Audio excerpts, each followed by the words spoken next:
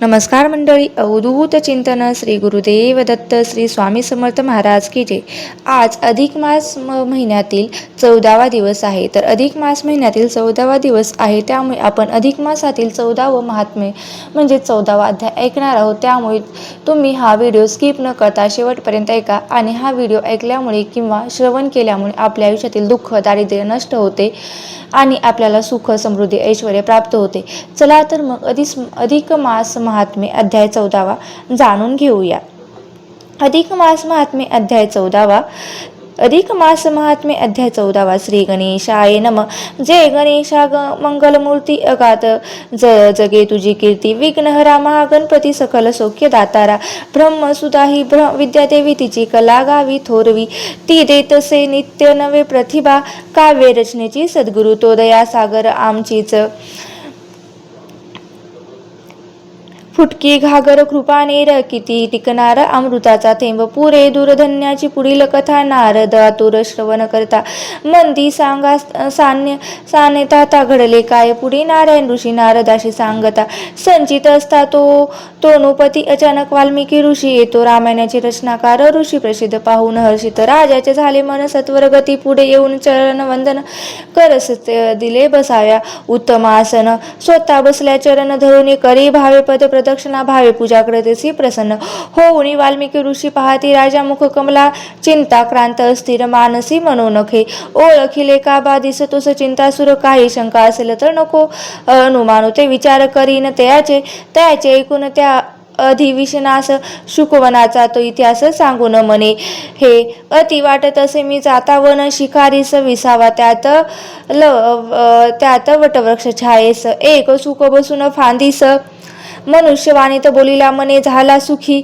संसार भोग भोगीत किती भोगणार सुख. सुखी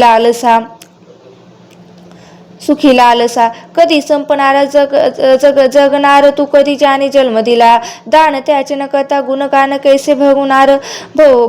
तरुण जाशील रे पाहिर तरी आता बास्तवरे विवेक विचार. काहीतरी परमार्थ साधना करत असे का करावा एक करे शुक वचन. विस्मित होऊनी माझे तू काय आचरण.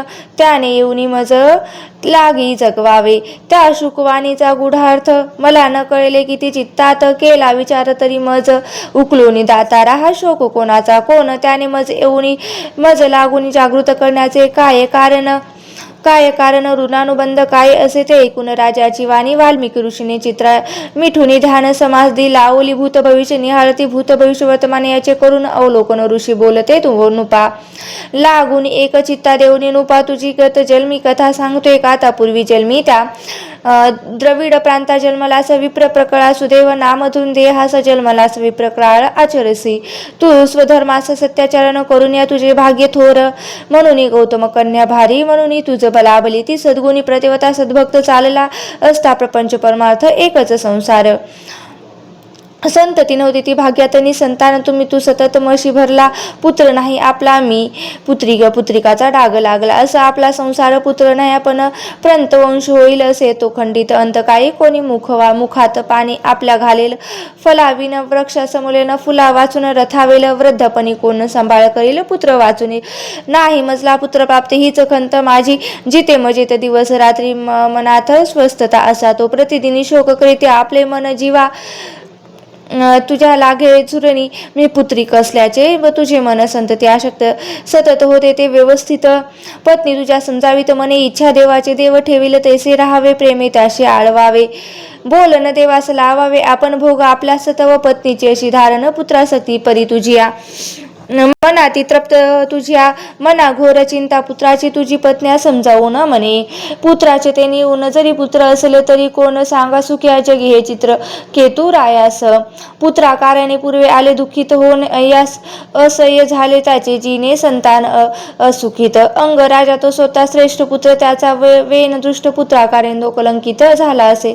जेवण पुत्र असावा तो सत्यजित. तो कुळाचा उद्धार करील नावलौकिक जो वाढविल. अन्यथा नाही तर हेच बरे ईश्वर. आपण असे संतान ठेविले निसंतान ठेविले.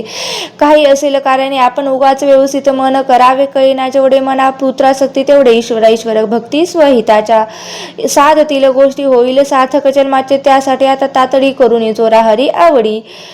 काढा मनासा आता सवडी हरिभक्त कारणी अधिक जरी ते आग्रही मनी तरी न हरीस चरणास लावणी हरीच सांगता हरी देऊनी पुत्र फलास सुख नील कोणास काय कथी देईनी हे एक जरी न जाणे आपण फक्त शरण जावे त्याचे पाये तेव्हाच तर आता सोडून चिंता आठवावा हरी तो चित्ता तो सकल सुखांचा दाता न मागता देत असे तो पत्नीचे सुज्ञ बोलणे ऐकून सुदेवा तो सुज्ञपणे तपारणे वनी जाणे पसंत केलेच अस पत्नी उभय तुम्ही न वनात घोर आचरिले तपाप्रत 4 दिवस उपवास सतत पाच वेळ आणि जलपान करून कधी करसी जलपानास कधी सुकापन घास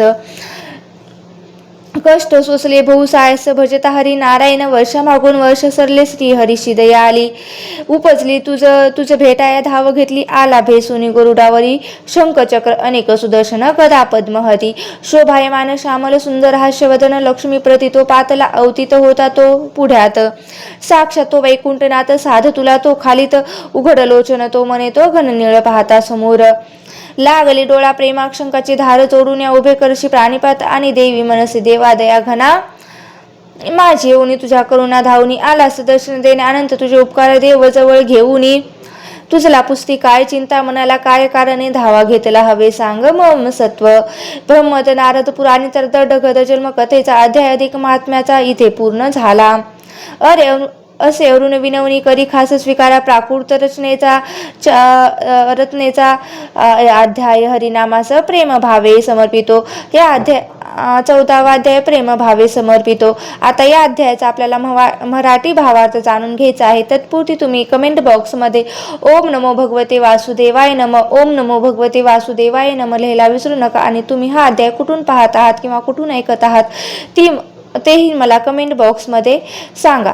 आता अधिक मास महात्म्यातील अध्याय 14व्या मध्ये दृढ धनव्याची गतजन्माची कथा ही आपल्याला सांगितलेली आहे किंवा आपण ऐकणार आहोत। नारायण ऋषी नारदाशी सांगतात की राजा दृढ धनावांना हा अतिशय चिंतित असताना एके दिवशी त्याचा परमभाग्याने रामायणाचे रचनाकार महर्षी वाल्मिक याने राजाकडे आगमन केले आणि राजाने वाल्मिकाचे उचित स्वागत केले, त्यांचा उच्च आसनावर त्यांना बसवले, पूजन केले। प्रसन्न होऊन वाल्मिकी ऋषीने एका राजाच्या मुखाकडे पाहिले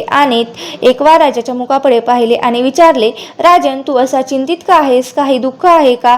काही दुःख भोगत आहेस का? तर मार्ग सुचवेन तेव्हा ऋषीने ते अभिवचन ऐकून राजास धीर दिला आणि वनात घडलेला सारा प्रकार ती शुके आणि त्याने सांगितले आणि तो कोण, त्याने मला का साथ घातली आणि या चिंतेने ग्रासले आहे असे सांगितले। ते राजाची वाणी ऐकून वाल्मिकी ऋषीने नेत्र मिटून ध्यान समाधी लावली। भूत भविष्य वर्तमान याची अवलोकन करून ते राजास म्हणाले, हे नुप्रवरा, मी तुला तुझ्या आधीच्या गतजन्माची कथा सांगतो, ते ऐक। पूर्वी जन्मी त्या द्रविड प्रांतात सुदेव या नावाने तुझा एक विप्र कुळात जन्म झाला होता। स्वधर्माचरण सत्याचरण करत होतास। तुझे भाग्य थोर म्हणून तुला गौतम कन्या भार्या म्हणून मिळाली होती। ती सद्गुणी प्रतिवता सद्भक्त होती। तुमच्या दोघांचा संसार प्रपंच आणि व्यवस्थित चालू होता, पण तुमच्या सुखी संसारात एकच उणी होती, तुम्ही संतती नव्हती, तुला आपला मुलगा नाही याची सतत फार वाईट वाटत होते। त्याचे दुःख तू पत्नीस बोलून दाखवत होतास, ती मात्र ईश्वर इच्छा म्हणून या गोष्टीकडे पाहत होती। खरं तर एक स्त्री असूनही तू एवढी अशक्त नव्हती, पण शेवटी तुझ्या पत्नीने तुलाही तुम्ही ईश्वराची उपासना भक्ती करा, इच्छा असेल तर पुत्र होईल असे सुचवले। ते पत्नीचे सुज्ञ बोलणे ऐकून सुदेवा तू सुज्ञपणे तप करण्याचा मनोमन निश्चय केला। पत्नीने तुझ्या बरोबरी त्या तपास आले। तुम्ही वनात जाऊन तेथे नारायणाचे घोर तप केले। वर्षामागून वर्ष सरले। सुदैवाने त्या दया आली आणि एक दिवस तो वैकुंठाचा राणा गरुडावर येऊन तुलपाला दर्शन देता झाला आणि दर्शन देण्यासाठी त्याच्या समोर येऊन उभा राहिला। सुदेवाच्या डोळ्यात प्रेमधारा लागली, तेव्हा त्याने त्या देवाला जवळ घेतले। बाबा रे, तुझे काय दुःख आहे असे विचारले। इथे ब्रह्मद नारायणी पुराणातील अधिक मास महात्म्यातील द्रोड धनी याची गतजन्म कथा हा अध्याय पूर्ण होतो। तुम्हाला जर हा अध्याय आवडला असेल, कथा जर आवडली असेल तर नक्की लाईक करा, शेअर करा आणि चॅनलवरती नवीन असाल तर सबस्क्राईब करायला विसरू नका। धन्यवाद। ओम नमो भगवते वासुदेवाय नमः। ओम नमो भगवते वासुदेवाय नमः। ओम नमो भगवते वासुदेवाय नमः।